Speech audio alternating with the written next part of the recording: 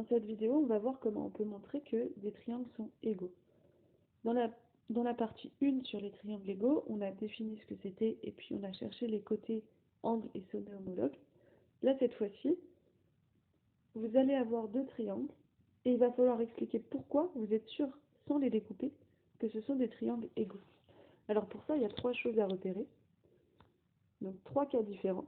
Premier cas pour que ce soit des triangles égaux. Il faut que vous arriviez à trouver sur les deux triangles trois côtés qui valent la même mesure. On peut le retenir comme ça. Donc il faut que les trois côtés de chaque triangle soient égaux. Deuxième chose que vous pouvez repérer, c'est la mesure d'un côté et des deux angles qui touchent ce côté. Là vous voyez, si je connais le 7 et que j'ai les deux angles ici dont j'ai la mesure, il faut que j'arrive à prouver que sur l'autre triangle, j'ai aussi un côté de 7 et que ce côté de 7 il est touché par deux autres angles de la même mesure. Donc ici c'est la propriété qu'on peut appeler deux côtés plus un angle. Non, c'est l'inverse. Deux angles plus un côté, pardon.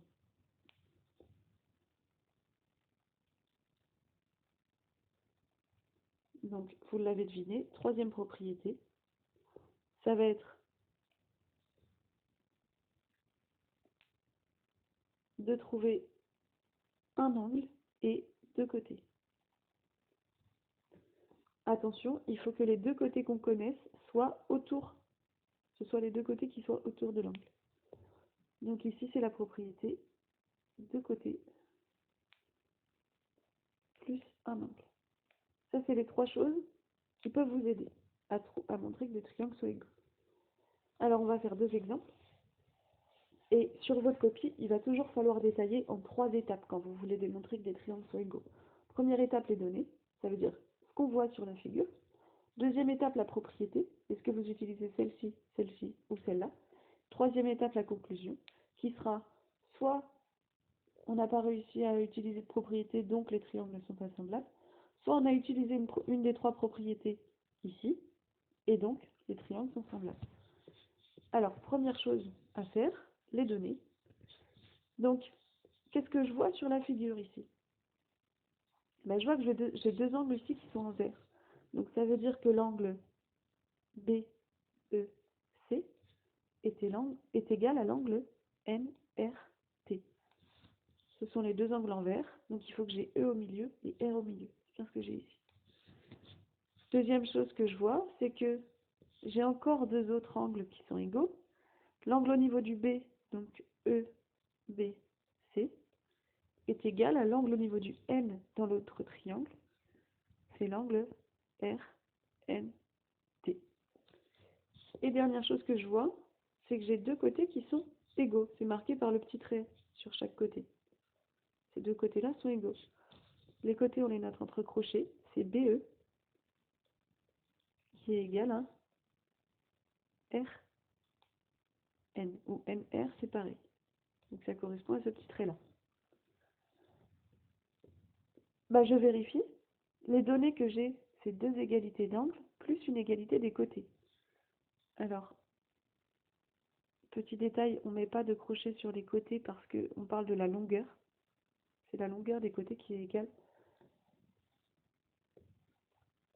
Donc deux angles et un côté, ça correspond à cette propriété-là. Je vérifie qu'à chaque fois, le côté, il est bien entre les deux angles. C'est bien le cas. Donc ici, je peux écrire que j'ai dans les triangles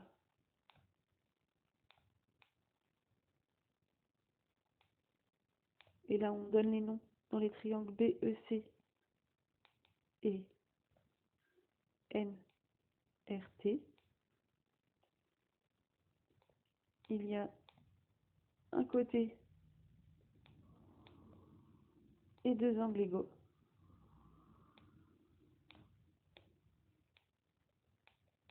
Et on passe à la conclusion. La conclusion, vous pouvez toujours la démarrer par donc.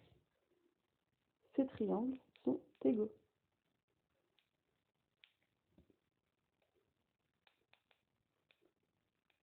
Et donc là, on voit bien les trois étapes séparées. Et on va passer au deuxième exemple. Alors, si on regarde ces deux triangles-là, Première chose que je vois, c'est que j'ai deux angles qui sont notés en jaune.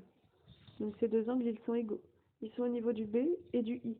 Donc j'ai C, B, E, qui est égal à L, I, H.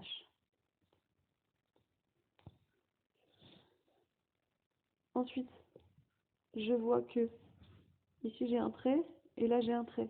Ça veut dire que les côtés sont égaux. Donc c'est le côté BE qui est égal au côté IL. Et dernière chose que je vois, là j'ai trois traits, là j'ai trois traits. J'ai encore deux autres côtés qui sont égaux. C'est le côté IH et le côté DC. Donc je regarde parmi mes trois propriétés et je vois que cette propriété-là, elle correspond aux données qu'on a ici. J'ai bien deux côtés et un angle qui sont égaux dans chaque triangle. Je vérifie que l'angle, il est bien compris entre les côtés dont je connais la mesure. Et je peux écrire dans les triangles.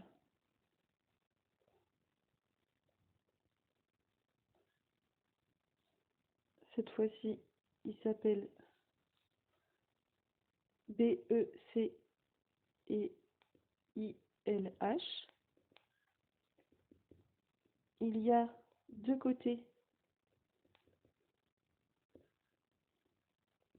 et un angle qui sont égaux.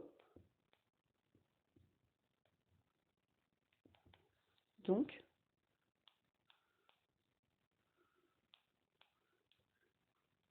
ces triangles sont égaux.